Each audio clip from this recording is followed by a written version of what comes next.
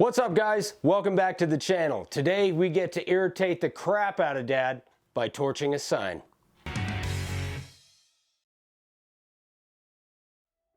As always guys, if you have not subscribed yet, hit that little subscribe button, hit the bell icon so you get notified. We're doing a ton of projects and we got some really big ones in the works, so you guys don't want to miss it. So 4th of July is right around the corner guys, and it's not just a holiday about fireworks and hot dogs. It's only possible because brave men and women were willing to lay down their lives for this country. So to honor that, the template of the month this month is Some Gave All. So we're going to carve this today, and we're also going to be using the 1-inch squares bold font. I'll leave a link in the description below for the template of the month and also for the letter and number set we're using. So I'm also doing something different on the edge. I honestly don't know if I like it, but do me a favor, let me know if you like it in the comments or if I should have just left it the way it was. So let's start making some sawdust. So I knew this sign was only going to have 2 lines. So what you want to do is you want to get the lines even. I have the same amount of space at the top of the board and the bottom of the board.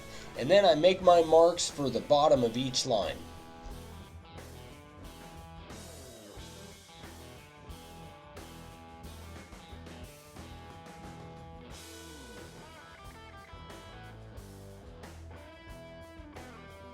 I knew there wasn't going to be a ton of room on this board, so I put my templates as far to the edge as I could, but making sure I had enough room to actually make an edge.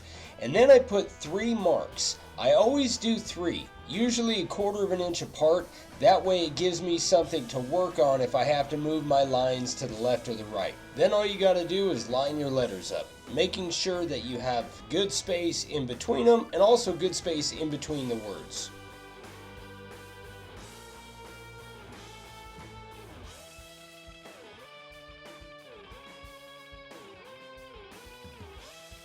One thing about having these small letters like this is that if you get the can too close to your board, you're going to knock your letters all around. So you want to stay somewhere around a foot away from the board as you're spraying. Of course, if it's windy, that's pretty hard to do.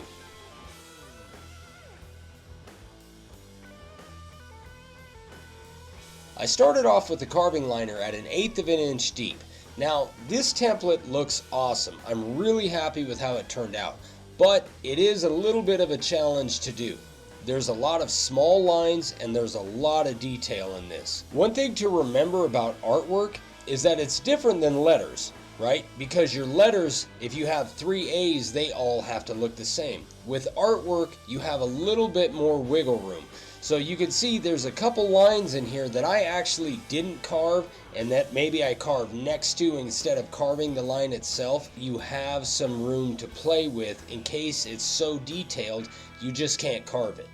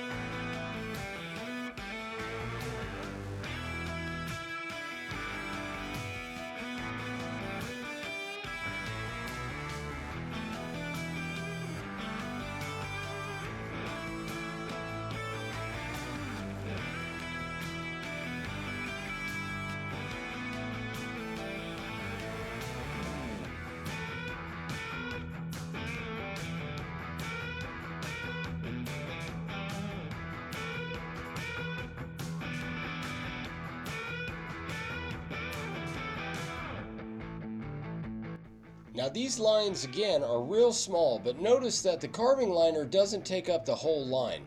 One thing that I do is I try to go down the one side of the line and then come back and get the rest off the other side.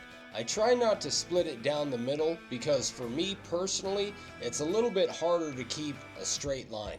I really like to follow that line, and then if I have to come back and trim some out, I can.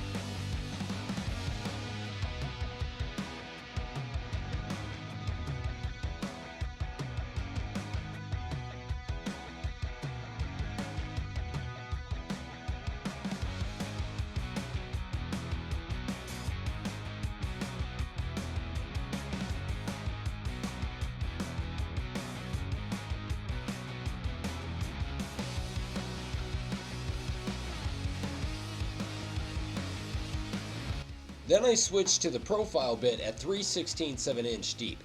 Now this is a good example of how the bit doesn't take up the full letter, but I couldn't go much deeper because I didn't want to get rounded ends. This particular font has flat ends. So what I did is I followed one side of the line, then I came back and trimmed off the other side. The Squares Bold is an awesome looking font. I think it's my favorite right now. But it is a little bit of a challenge to carve just because it's mainly straight lines and points. There's not a whole lot of roundness to it.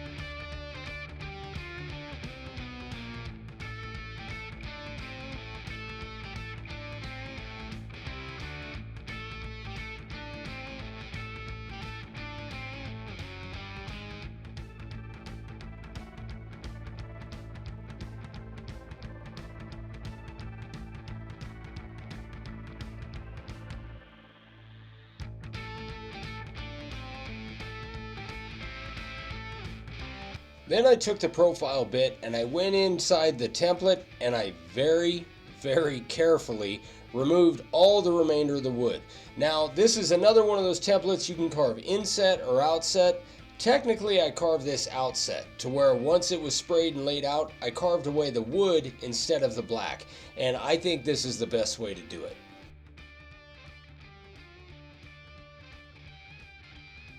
You guys should have seen the look on Dad's face when I told him what I wanted to do with this edge. So, because I'd never done this before, I wanted to make some marks. It's always a good idea to do some pencil marks and give yourself a line to go by. I took the 90-degree bit at 1/4 of an inch deep, and I just made these like lightning bolts / crack looking things. Again, I don't know if I like it or not. I gotta kind of do it a few more times, see if I can get any better at it. But let me know what you guys think.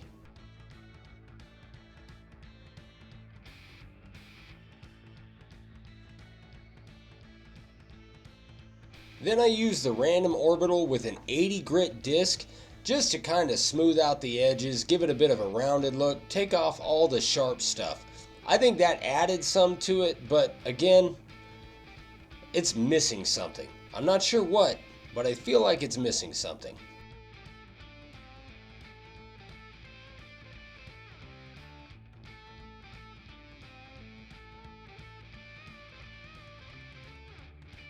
Then I used our primer to spray it black. I wanted to make sure I got everything in there nice and black, but this is pine, so I really had to be careful.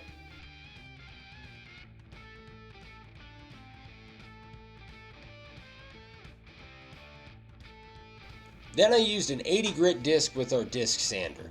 Now I should have changed discs. This one had some gunk on it, but I figured I'll use it anyway. With pine, that's not a very good idea because it might actually embed some of that nasty stuff into the board, and then you got to sand it off with a new disc anyway. So it's always better to use a clean disc. Then I used 120 grit on the random orbital to get off all the rest of the stuff.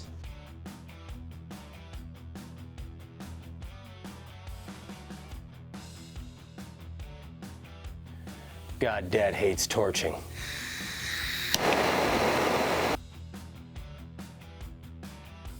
The thing about torching, it's all dealer's choice. It's all open to interpretation.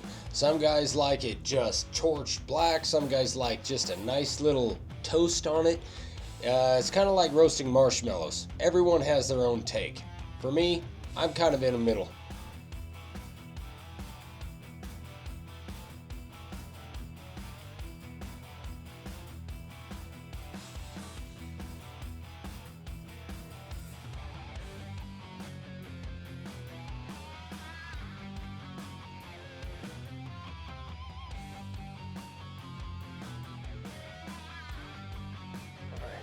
So there it is, guys. Again, let me know what you think in the comments about the little edge I did with a 90 degree.